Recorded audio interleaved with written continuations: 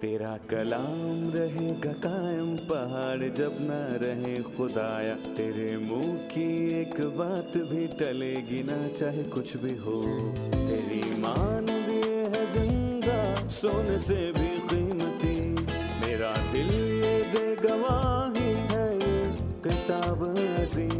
नाज़िल करे अपना कलाम, शिकस्ता दिलों को सुकून मिले, तारीखी दूर हो मेरी राहें रोशन कर। दिल अपना कलाम कसरत से ए खुदा बदल दे, रिहाई दे कसरत से फल मिलाओ। कलाम रहेगा कायम पहाड़ जब ना रहे खुदाया, तेरे मुंह की एक बात भी टलेगी ना चाहे कुछ भी हो। अजीज नाजरीन, मैं अयाज ज़रीफ आप सब देखने वालों को हमारे रोज के बाइबली मुतालिया प्रोग्राम की इस नई किस्त में खुशामदीद कहता हूँ। हम अहबार की किताब के मुताले पर हैं, जो कि बाइबल मुकद्दस की तीसरी किताब है, और हम इसके 24वें बाब पर पहुंच चुके हैं। हम इस अजीम किताब के मुताले, जिसका ताल्लुक खुदा की कुर्बत पाने से है, जिसका ताल्लुक खुदा के लोगों की पाकीज़गी से है, जबकि वो इस बियाबान में खुदा के करीब जाते हैं, हमने ढेर सारी तालीम ली। लिहाजा बाइबल मुकद्दस खोलिए और मुताले में हमारे साथ शामिल हो जाइए, और अगर आपका कोई सवाल हो तो हमें ईमेल कीजिए, हम इसका जवाब ज़रूर देंगे। लेकिन सबसे पहले मैं खुदा के खादिम भाई यूसुफ रियाज को स्टूडियोज में खुशामदीद कहूँगा। बहुत शुक्रिया भाई। साथ ही हमारे दीगर मेहमानों को भी खुशामदीद। भाई यूसुफ, सबसे पहले हम 24वें बाब का मरकजी ख्याल क्या है, हम जानना चाहेंगे। इसके दो हिस्से हैं। पहला हिस्सा 1 ता 9वीं आयत तक है। इसमें तेल और रोटी का जिक्र है, शमादान के लिए तेल और नज़र की रोटियों की मेज के लिए रोटियां। और फिर दूसरा हिस्सा है जो कि 10वीं आयत से लेकर बाब के आखिर तक है, और इसमें उसका जिक्र है जिसने कुफर बका, और नतीजा ये हुआ कि उसे संसार कर दिया गया। इसराइल की जमात ने उसे संसार करके मार डाला, वो मारा गया। खुदावन के नाम पर कुफर बका। जी सही। अब मैं पहली 9 आयात पढ़ूंगा, उसके बाद आपसे सवाल पूछूंगा। जरूर। और खुदावन ने मूसा से कहा, बनी इसराइल को हुक्म करके वो तेरे पास जैतून का कूट कर निकाला हुआ खालिस तेल रोशनी के लिए लाएं, ताकि चिराग हमेशा जलता रहे। हारून उसे शहादत के पर्दे के बाहर ख़ैमा इज्तिमा में शाम से सुबह तक खुदावंद के हजूर करीने से रखा करे। तुम्हारी नस्ल दर नस्ल सदा यही आइन रहेगा। वो हमेशा इन चिरागों को तरतीब से पाक शमादान पर खुदावंद के हजूर रखा करें। और तू मैदा लेकर 12 गिरदे पकाना, हर एक गिरदे में एफा के 2/2 हिस्से के बराबर मैदा हो, और तू उनको 2 कितारें करके हर कितार में 6-6 रोटियां पाक मेज पर खुदावन के हजूर रखना। और तू हर एक कितार पर खालिस लुबान रखना, ताकि वो रोटी पर यादगारी यानी खुदावन के हजूर आतिशीन कुर्बानी के तौर पर हो। वो सदा हर सब्बत के रोज उनको खुदावन के हजूर तरतीब दिया करें, क्योंकि ये बनी इसराइल की जानिब से एक दायमी अहद है। और ये रोटियां हारून और उसके बेटों की होंगी, वो इनको किसी पाक जगह में खाएं, क्योंकि वो एक जावेदानी आइन के मुताबिक खुदावंद की आतिशीन कुर्बानियों में से हारून के लिए निहायत पाक हैं। मैं पहली 4 आयात पर आपका तबसरा चाहूंगा, जो शमादान के तेल का तस्करा करती है। शमादान का क्या किरदार है, उसके क्या मानी है, और जैतून के तेल के क्या मानी हैं। बेशक शमादान यसू अल मसीह को जाहिर करता है, बिल्कुल वैसे ही जैसे वो रोटी है। मसीह ने यूहन्ना की अंजील में 7 मरतबा ये कहा कि मैं हूँ। पहली बार 6ठे बाब में कहा मैं हूँ, और फिर कहा कि जिंदगी की रोटी मैं हूँ, और इसी पर आगे हम गौर करेंगे। और इसके फौरन बाद यूहन्ना के 8वें और 9वें बाब में उसने 2 मरतबा ये दोहराया कि दुनिया का नूर मैं हूँ। हम जानते हैं कि दुनिया तारीकी में है, लेकिन जब मसीह आया तो उसने कहा, जब तक मैं दुनिया में हूं, दुनिया का नूर हूं। एक तरफ हम ये भी देख सकते हैं कि आज भी ईमानदार इस अंधेरी दुनिया में हैं, एक ऐसी दुनिया जिसमें खुदा के दिल को कुछ भी खुश नहीं करता। इस दुनिया में आज हम नूर हैं, इसलिए मसीह ने कहा कि जब तक मैं इस दुनिया में हूं, दुनिया का नूर हूं। और उसने ये भी कहा कि तुम दुनिया के नूर हो। लिहाजा शमादान मसीह का तस्करा करता है, जो दुनिया की रोशनी है। मेहरबानी से खैमों के हिस्से पर भी रोशनी डालें कि शमादान कहाँ रखा गया था। खैमा इज्तिमा को 3 हिस्सों में तकसीम किया गया था। आसमानी हिस्सा, आसमान से मुराद ये है कि उसकी छत नहीं थी जो सहन कहलाता है। इस जगह यानी कि सहन के 2 अहम हिस्से थे। पहला हिस्सा जहां पीतल की एक कुर्बानगाह बनाई गई थी, जो कि खैमा इज्तिमा के 7 हिस्सों में सबसे बड़ा हिस्सा है। 7 हिस्से हैं, लेकिन सबसे बड़े हिस्से की लंबाई 5 हाथ है, चौड़ाई 5 हाथ। 5 हाथ है और 3 हाथ ऊंचाई है। और चांदी का कटोरा है जिसमें काहिन के लिए हाथ और पांव धोने के लिए पानी होता है, इससे पहले कि वो पाक मुकाम में दाखिल हो। ये किसी खास नापतोल से मुतबर्रा था, और ऐसा होने की एक वजह थी कि मैंने देखा है कि हर कमाल की इंतहा है, लेकिन तेरा हुक्म नहायत वसी है, और ये एक हकीकत है। और जब हम सहन से निकलते हैं तो हम एक बंद इलाके में दाखिल होते हैं जिसे पाक मुकाम कहा जाता है, और फिर इसके पीछे पाकतरीन मुकाम है। पाकतरीन मुकाम 10 हाथ चौड़ा और 10 हाथ ऊंचा और लंबा है। पाकतरीन मुकाम 10 हाथ बाएं 10 हाथ दाएं का त्रिकोण था। पाकतरीन मुकाम के इलाके में 3 हिस्से थे। दाएं हाथ पर मेज थी और बाएं हाथ पर शमादान और सामने बखूर जलाने की मेज थी। पाकतरीन मुकाम में संदूक और उसका गिलाफ था। बिल्कुल। सो शमादान मसीह की बात करता है, जो कि दुनिया का नूर है। जी। उसने यहाँ शमादान के तेल की बात की, रोशनी के लिए जैतून से निकाला हुआ खालिस तेल, ताकि शमादान जलता रहे। लिहाजा तेल से क्या मुराद है? बाइबल मुकद्दस में तेल हमेशा रूहुल कुद्स को जाहिर करता है। मेरे ख्याल से ये वाज़ेह बात है कि जिससे तस्दीक हो जाती है कि तेल रूहुल कुद्स को जाहिर करता है, वो ज़िक्रिया के 4 बाब में आई है। अगर हम गौर करें तो तेल के 3 अहम काम हैं। पहला कि खाने में इस्तेमाल होता है। इसके मुतालिक अहबार के 2 बाब में लिखा है, जहां हम कुर्बानी के ताल्लुक से पढ़ते हैं, नजर की कुर्बानी। लेकिन वो मसा के लिए भी था, और मेरा ख्याल है कि तेल का पहला इस्तेमाल जो हम देखते हैं, जब याकूब ने पत्थर लिया जिसने उसे तकिए के तौर पर इस्तेमाल किया, फिर उसे खड़ा कर कर उस सतून पर तेल डाला जो कि मसा के लिए इस्तेमाल हुआ, और इसके अलावा तेल चिराग करने के लिए इस्तेमाल किया गया। गोया पाकरू जो तेल है, मसा करता है, जायका बख्श है और खूबसूरत रोशनी भी बख्शता है, और रोशनी के बिना हम मुकम्मल अंधेरे में चलते हैं, और इतना ज्यादा अंधेरा भयानक होता है, लेकिन खुदा का शुक्र हो जो नूर है। शुक्रिया। यहाँ हम एक वक्फा लेंगे और फिर दोबारा हाजिर होंगे।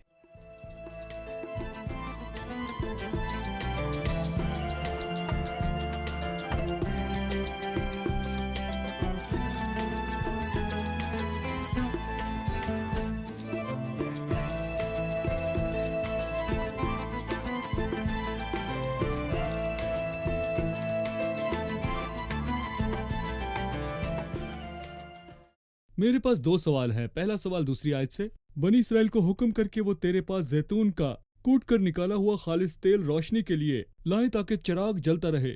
उन चिरागों का जलते रहना क्यों जरूरी था? चौथी आयत में वो कहता है वो हमेशा उन चिरागों को तरतीब से पाक शमादान पर खुदावन के हजूर रखा करें, जबकि वो शमादान को पाक कहता है। ठीक जी। है, मैं पहले सवाल का जवाब दूंगा। यहाँ हम शमादान के बारे में बड़े वाज़ेह तौर पर पढ़ते हैं। ये वो शमादान है जो हमेशा रोशन रहता था, क्योंकि इसका तेल कभी खत्म ना होता था। और हमने पिछले बाब में देखा, जिसे हम एक त्यौहार की इबादत कह सकते हैं, जो खुदावंद के लोगों ने खुदावंद के हजूर गुजरानी, जो कभी कभी त्यौहारों में खुदावंद की खिदमत किया करते थे। सही। लेकिन उनके लिए एक खिदमत थी तब भी जब वो मुस्तकबिल नींद में हों, और जागते हुए भी, भले वो अच्छे हाल में हों या फिर वो बहुत बुरे हाल में हों, उनके लिए एक मुसलसल खिदमत थी। और मेरे ख्याल से ऐसी बात नहीं कि ये कौन करेगा, वरना मसीही खिदमत आज तरह किस तरह जारी रही है। मसीह ने सलीब पर काम को पूरा किया, फिर वो आसमान पर गया, इसलिए नहीं कि उसने खिदमत को पूरा कर लिया, बल्कि वो पाक चीजों और असली इबादत गाह के खादिम के तौर पर बैठा है, जिसे खुदा ने बनाया है, ना कि इंसान ने। इब्रानियों 8 में। सो मसीह की खिदमत हमारी तरह दिन और रात जारी है। हमारी अच्छी और बुरी हालत में भी उसकी खिदमत हमेशा जारी रहती है। हमारी भलाई के लिए वो हमेशा खिदमत करता है, और हमें भी इसी काबिल किया गया, और गवाही आज तक कायम है। ठीक है, बहुत शुक्रिया भाई यूसुफ। फिर ये लोगों पर मेहरबानी है जी। कि उनके लिए रोशनी का एक सिलसिला है, तब जी। भी जब वो दुख में हों। सही। मैं भाई बासिम के सवाल के दूसरे हिस्से की तरफ जाऊंगा जो चौथी आयत में जी। है, उसे पाक क्षमादान क्यों कहा गया? आप गौर करें, हर वो चीज जो क्षमादान से जुड़ी है वो खालिस सोने की बनी हुई है। और दूसरी बात ये कि अब वो तेल की बात करता है, वो कहता है कि वो तेरे पास जैतून का कूट कर निकला हुआ तेल लाए। सही। क्षमादान बजाते खुद पाक है और जिस चीज का भी उससे ताल्लुक है वो चीज पाकीज़गी को जाहिर करती है। यह हमें उस पैगाम की याद दिलाती है जो मसीह ने हमें दिया। ये बात उससे हमें पहुंची और हमने तुमको सुना दी खुदा कि नूर है। खुदा नूर है और उसमें तारीकी नहीं। वो 99% नहीं बल्कि वो पूरा नूर है। इसलिए उसने कहा खालिस सोना, सो तेल खालिस है, इसलिए क्षमादान को पाक क्षमादान कहा गया। हमें उस गवाही को कायम रखना है और वही गवाही मसीह के जलाल के लिए हो, वही खुदा है और यही सच है। सही। भाई यूसुफ, मैंने आपसे मेज के मुतालिक पूछा कि ये किसका तस्करा करता है, उसके ऊपर रोटी के गिरदे किस की बात करते हैं? मेज दर हकीकत मसीह है और खुदा की रोटी। ये यूहन्ना के 6 बाब में बहुत वाज़ेह है। वो रोटी जो दुनिया को जिंदगी बख्शती है, वो खुदा और ईमानदारों के लिए बाइसे राहत है।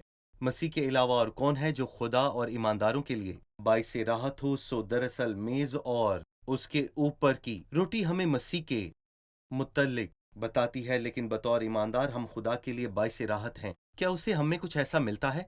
ईसाया के 53वें बाब में मसीह ने खुद को मौत के आगे उंडेल दिया और वो अपनी जान के दुखों को बड़े वाज़े तौर पर देखता और है सिर और होगा। सिर होगा। मसीह सिर होता है और जब खुदा बाप हमें मसीह को जलाल देते और उसकी इज्जत की खातिर उसके गिर्द जमा हुए देखता है तो इससे भी खुदा सिर होता है। सो आज के दौर में हमें भी वो बनना है जो खुदा के दिल को सेर और आसूदा करे। लेकिन हमें गौर करना है कि इसराइल के 12 गर्दे 12 कबीलों को जाहिर करते हैं।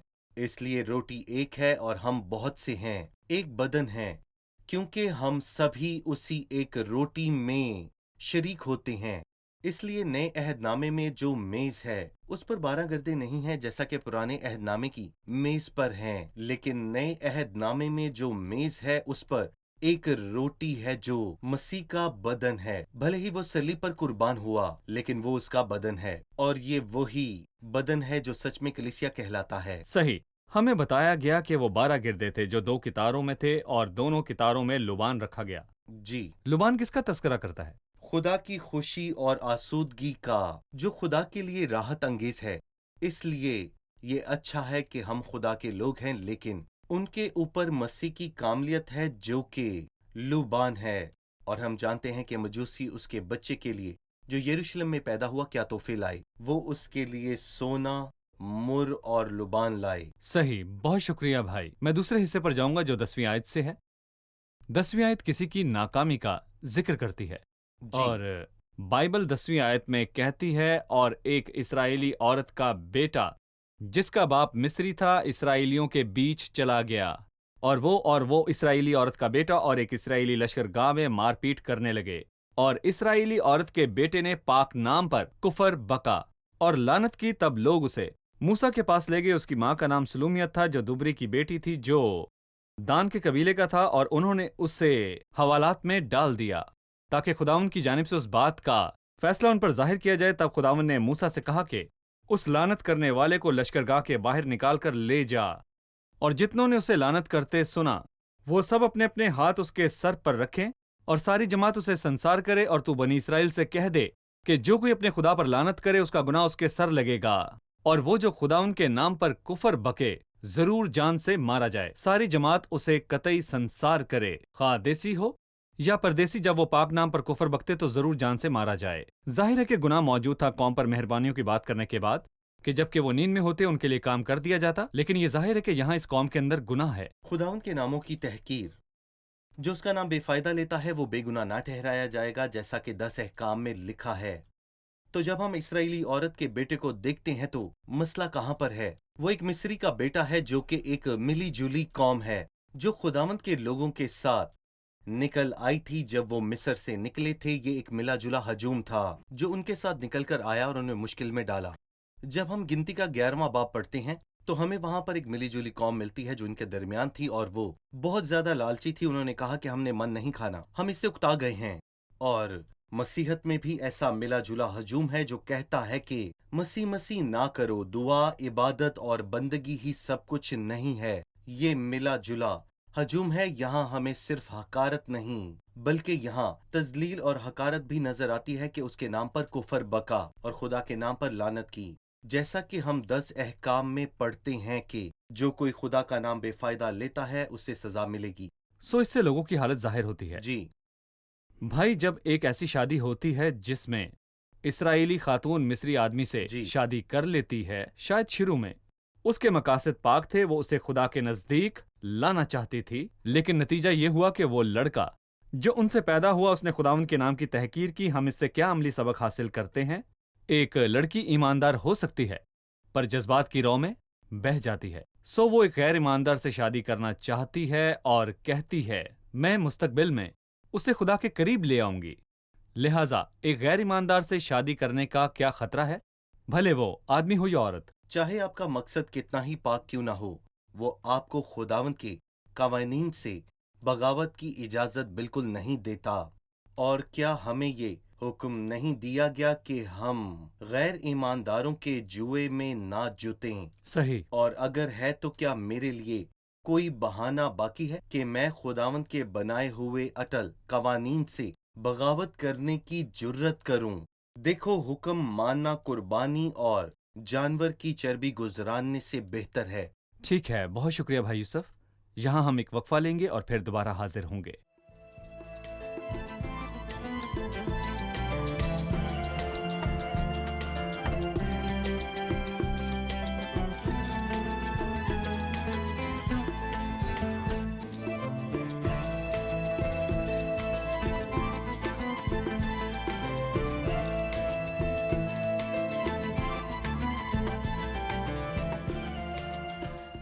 ہم نے دیکھا جو کوئی خداوند کے نام پر کفر بکتا ہے سنسار کیا جائے گا، لیکن نئے عہد نامہ میں ہم ایسا نہیں کرتے۔ ہم جاننا چاہتے ہیں کہ نئے عہد نامہ میں ہم کس قسم کا کفر دیکھتے ہیں۔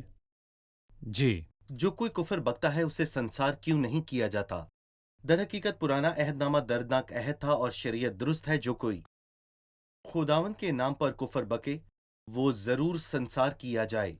تو خداوند اپنے خدا کا نام بے فائدہ نہ لینا، کیونکہ جو کوئی اس کا نام بے فائدہ لیتا ہے وہ بے الزام نہ چھوڑا جائے گا۔ یہاں سوال یہ ہے کہ ایسا کون ہے جو یہ کر سکتا ہے؟ بادشاہ اپنے ذاتی مفاد اور مقصد کے لیے یہ سب کرے گا، اور یہ ناممکن نہیں کیونکہ ایسا ہو چکا ہے۔ مثال کے طور پر پہلے سلاطین کے 21ویں باب میں کیا ہوا؟ آہاب، علی ازر اور نبوت کی دردناک کہانی ہے۔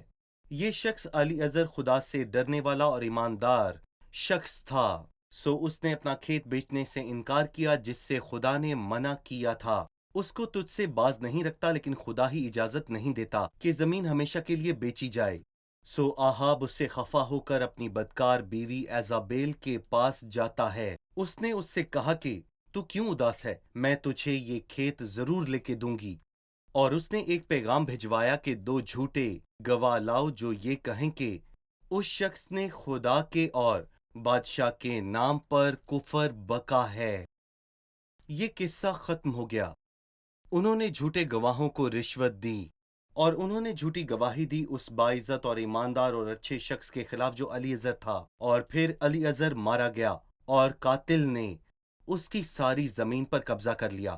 تو کون اس قانون کا حساب دے گا؟ بہت برا ہوا۔ لیکن یہاں سے یہ کہانی اور بھی زیادہ بگڑ جاتی ہے جب خود جلال کا خداوند جس نے یہ قانون بنایا، جب وہ زمین پر آیا تو اس پر بھی کفر کا الزام لگایا گیا اور 2 اور جھوٹے گواہ لائے گئے۔ مطلب یہ کہ گواہ اس وقت بڑی آسانی سے اور بڑے آرام سے لیکن مل ہم یہ جاتے کر تھے۔ سکتے ہیں۔ وہ کہتے ہیں ہم انہیں لاتے ہیں کہ وہ جلال کے خداوند کے خلاف گواہی دیں، اور بدکار سردار کاہن اپنے کپڑے پھاڑ دیتا ہے۔ وہ کہتا ہے تم نے کیا دیکھا؟ اور وہ جواب کفر دیتے ہیں بکا۔ کہ اس نے کفر بکا، اسے صلیب دی جائے۔ جو میں نے کہا، جو کوئی بھی خدا کا نام بے فائدہ لیتا ہے وہ کسی کو بھی بے گناہ بے الزام نہ چھوڑے گا، اور وقت آتا ہے جب مسیح اپنی بادشاہی میں آئے گا۔ اور ہم یہ مکاشفہ کے 13ویں باب میں پڑھتے ہیں جہاں ہمیں اس حیوان کے متعلق بتایا گیا ہے۔ تب اس نے اپنا منہ کھولا تاکہ خدا کے خلاف اس کے خیمے کے خلاف، اور وہ جو آسمان میں رہتے ہیں ان کے خلاف کفر بکے۔ اس نے ایسا کیا تو اس کی عدالت کون کرے گا؟ اور وہ جھوٹے نبی کے ساتھ پکڑا جائے گا اور ان کو زندہ آگ کی جھیل میں ڈالا جائے گا۔ صحیح۔ اب میں 19ویں آیت سے پڑھنا چاہوں گا جہاں پر لکھا ہے، اور اگر کوئی شخص اپنے ہمسائے کو عیب دار بنا دے تو جیسا اس نے کیا ویسا ہی اس سے کیا جائے، یعنی عضو توڑنے کے بدلے عضو توڑنا ہو، اور آنکھ کے بدلے آنکھ، اور دانت کے بدلے دانت۔ جیسا عیب اس نے دوسرے آدمی میں پیدا کر دیا ہے ویسا ہی اس میں بھی کر دیا جائے، وہ شریعت ہے۔ اگر ہم نئے عہد نامے میں جائیں تو خداوند کہتا ہے تم سن چکے ہو کہ لیکن میں تم سے کہتا ہوں۔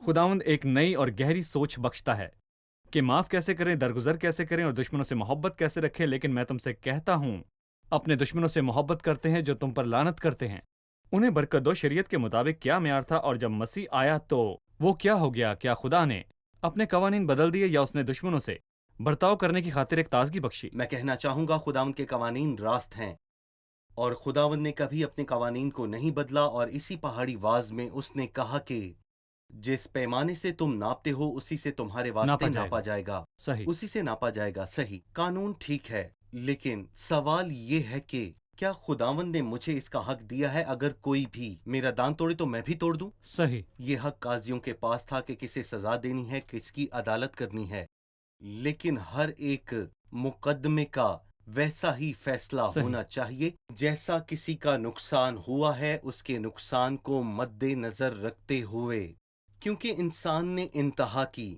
میں نے ایک مرد کو جس نے مجھے زخمی کیا مار ڈالا، اور ایک جوان نے جس نے مجھے چوٹ لگائی قتل کر ڈالا۔ پیدائش کے 4 باب کے مطابق انسان کا ظلم۔ بالکل یہ انسان کا ظلم ہے، آدمی کی نا انصافی۔ اس لیے شریعت قاضیوں کو دی گئی، قاضی خدا کو دیکھتے، قاضی اپنے اور اس کے ضمیر کو دیکھتے۔ سو دانت کے بدلے دانت اور آنکھ کے بدلے آنکھ، لیکن جیسا کہ آپ نے کہا اس نے ہمیں ذاتی طور پر یہ صلاحیت دے رکھی ہے کہ ان کو معاف کریں جو ہمیں دکھ دیتے ہیں، لیکن فضل کے ساتھ برتاؤ کرنا انصاف سے بڑھ کر ہے، صحیح۔ انصاف سے بڑا ہے۔ اور کسی نے کہا ہے کہ برائی کے بدلے برائی اور اچھائی کے بدلے اچھائی، یہ انسانی قانون ہے، اور پھر بھلائی کے بدلے برائی کون کر سکتا ہے؟ یہ شیطانی بات ہے، اور برائی کے بدلے بھلائی کون کرتا ہے؟ یہ الہی قانون ہے، اور اسی کے لیے ہم سب بلائے گئے ہیں، اور یہی کچھ مسیح نے ہمیں سکھایا ہے۔ اچھا ہے کہ آپ نے اس پر روشنی ڈالی کہ آنکھ کے بدلے آنکھ اور دانت کے بدلے دانت کا قانون متاثرہ شخص کے ہاتھ میں نہیں چھوڑنا چاہیے، جی بلکہ قاضیوں کے ہاتھ میں دیا گیا بالکل۔ تاکہ وہ حد مقرر کریں اور عدالت کریں، بالکل تاکہ وہ اس کے مطابق سزا دے سکیں۔ بالکل۔ بدلہ لینا بھی نقصان کے برابر ہے۔ صحیح، لیکن اب میں بطور نئے عہد کے انسان کے جس میں خدا کا روح ہے، اگر دکھ پاتا ہوں تو میرے پاس معاف کرنے اور برائی کے بدلے اچھائی کرنے کی صلاحیت ہے۔ اگر تیرا دشمن بھوکا ہو تو اسے کھانا کھلا، اگر پیاسا ہو تو اسے پانی پلا۔ شکریہ، پروگرام کا وقت ختم ہوا چاہتا ہے۔ آئیے مہمانوں سے رائے جانیں۔ آج کے پروگرام میں آپ نے کیا سیکھا؟ ہم نے جانا کہ شمعدان پاک مقام میں دائیں جانب نظر کی روٹی کی میز کے سامنے ہے۔ شمعدان مسیح کو ظاہر کرتا ہے جو دنیا کا نور ہے۔ ہم شریعت کے دور میں دیکھتے ہیں کہ جو کوئی خداوند کی تحقیر کرتا ہے اور اس کے خلاف کفر بکتا ہے اس کو سزائے موت یا سنسار کیا جاتا ہے، لیکن فضل کے دور میں خدا صبر کرتا ہے۔ لیکن وہ دن آتا ہے جب ہر گھٹنا یسوع کے نام کے آگے جھکے گا، خواہ وہ زمینیوں کا ہو خواہ آسمانیوں کا، خواہ وہ ہوں جو زمین کے اندر ہیں، اور ہر زبان یہ اقرار کرے گی کہ یسوع مسیح خداوند ہے۔ ہم نے دیکھا کہ شمعدان خالص سونے سے بنا ہے جس میں زیتون کا خالص تیل ہے، اور شمعدان بذات خود بھی پاک ہے جو کہ خداوند کو ظاہر کرتا ہے، جو کہ روشنی اور اس میں تاریکی نہیں ہے۔ شکریہ، خدا آپ کو برکت دے۔ بھائی یوسف خدا آپ کا آپ کو بھی برکت شکریہ۔ دے۔ عزیز ناظرین، ہم نے احبار 24ویں باب میں 2 باتوں کو دیکھا۔ پہلی بات آیت نمبر 1 سے 9 میں موجود ہے کہ خدا کے لوگوں کی جگہ سوتے ہوئے بھی محفوظ ہے، کیونکہ ایک شمعدان ہے، یہ شمعدان روشن ہے، شمعدان ہمیشہ جلتا رہتا ہے۔ خدا اپنے لوگوں سے خوش ہے، مسیح دنیا کا نور ہے، روٹی بھی نظر کی روٹی۔ لیکن جب وہ لوگ ذمہ داری کے تحت آزمائے گئے، ان کی بد کرداری ظاہر ہو گئی، اور وہ شخص جس نے اس نام پر کفر بکا تھا وہ آدمی کے دل کا نمونہ ہے جو کہ ذمہ داری کے تحت آزمایا جاتا ہے۔ جی، بنی اسرائیل کے خدا کے لوگ ہوتے ہوئے خدا کے نام کو جلال دینے میں ناکام رہے۔ اسرائیل قوم بطور خدا کے قدوس نام کے آگے ذمہ داری دکھانے میں ناکام رہی، جس نے انہیں سینکڑوں بار کہا کہ پاک ہو کیونکہ میں پاک ہوں۔ لیکن مسیح اس دنیا میں آیا، وہ اکیلا ہی پاک شخص تھا جو آسمان کی طرف دیکھ کر کہہ سکتا تھا کہ میں نے تجھے زمین پر جلال دیا، میں نے اس کام کو پورا کیا جو تو نے مجھے کرنے کو دیا۔ عزیز ناظرین، آپ مسیح مصلوب پر انحصار کر سکتے ہیں، آپ فقط ایک شخص پر بھروسہ کر سکتے ہیں جو کہ الگ ہے، کاملیت مجسم ہوئی۔ لہٰذا میرا ایمان ہے کہ آج کے پروگرام سے بہتوں کی زندگی مسیح یسو کے نام میں تبدیل ہوگی۔ اگلے پروگرام میں پھر ملاقات ہوگی۔ خدا آپ سب کو برکت دے۔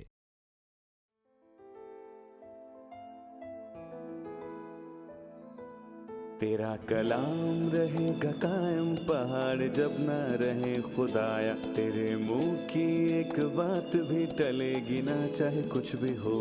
تیری مانند یہ ہے زندہ، سونے سے بھی قیمتی، میرا دل یہ دے گواہی ہے، یہ کتاب عظیم نازل کرے اپنا کلام، شکستہ دلوں کو سکون ملے، تاریکی دور ہو میری راہیں روشن کر، دل اپنا کلام کثرت سے اے خدا بدل دے، رہائی دے کثرت سے پھل ملاؤ۔ کلام رہے گا قائم، پہاڑ جب نہ رہے خدایا، تیرے منہ کی ایک بات بھی ٹلے گی نہ، چاہے